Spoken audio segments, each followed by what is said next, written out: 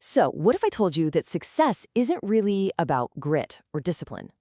What if it's actually about design? Today, we're going to dive into how you can build an architecture of inevitable success. Basically, a way to create systems that make achieving your goals the default, almost automatic outcome. You know that feeling, right? You wake up, you've got the absolute best intentions. You're going to hit the gym, you're going to finally finish that report, you're going to eat healthy. But then, by the end of the day, somehow, you've lost the fight. Procrastination won. Distraction won. It feels like this constant battle between the person you want to be and the person you actually are. But listen, this isn't a personal failure, it's a design flaw. We hear it all the time, don't we? Just try harder, be more disciplined. But relying on willpower is like trying to push a giant boulder uphill. It's just exhausting and it's not going to last. The real breakthrough happens when you stop using brute force and start thinking like an architect, designing a system where success becomes the easiest possible path forward. Okay, so first, let's really dig into the problem. We'll call it the motivation trap, and it's the #1 reason our best intentions just fall flat. Think of motivation like a roller coaster.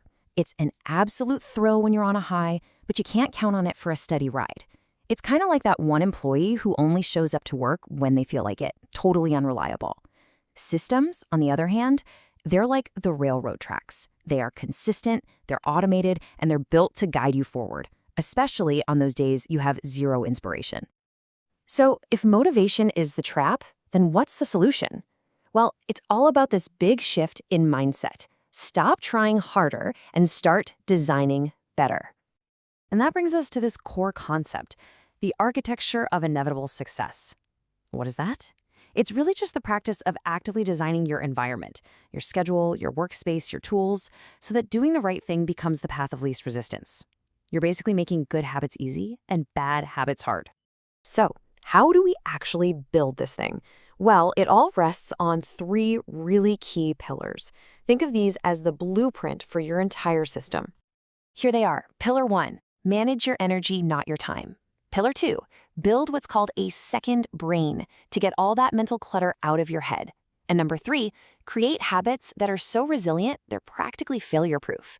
Let's break each one down. Okay, pillar 1. Look, we all get 24 hours in a day, right? But not all of those hours are created equal.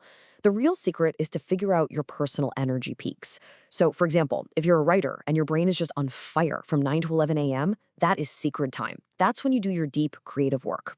Answering emails, that can wait for the 2 p.m. slump. It's all about matching your best energy to your most important work. And, crucially, treating rest not as a luxury, but as a critical, productive part of the system. This quote, wow, it perfectly sets up our second pillar. Way too often, we treat our brains like a cluttered old hard drive, right? We're just stuffing them with to-do lists, phone numbers, random thoughts. All that does is create mental drag and decision fatigue, and it slows everything down. The solution is to build a second brain, a trusted system outside of your own head for capturing and organizing all that stuff. I mean, imagine a project manager who never has to remember a single deadline because it's all laid out on a Trello board. Or a student whose research notes are perfectly organized and searchable in an app like Notion. It doesn't matter if it's a high-tech app or just a simple physical journal. The whole point is to free up your mind to do what it does best, thinking, creating, and actually solving problems. And our final pillar is all about creating what we call failure-proof habits. You see, a truly great habit isn't one that works on your best day. It's one that works even on your worst day. So instead of aiming for a perfect 2-hour workout, maybe the failure-proof version is just putting on your running shoes and walking for 5 minutes. You want to floss every day? Easy. Put the floss right on top of your toothpaste. You're just removing the friction and automating the decision, which makes being consistent almost effortless. So when you start to combine these pillars, you get to the ultimate goal, engineering predictable progress.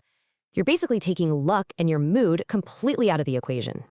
And this, right here, is the biggest takeaway. Big, dramatic, life-altering changes, they rarely stick. Real, lasting success comes from making these tiny, almost unnoticeable improvements to your daily systems.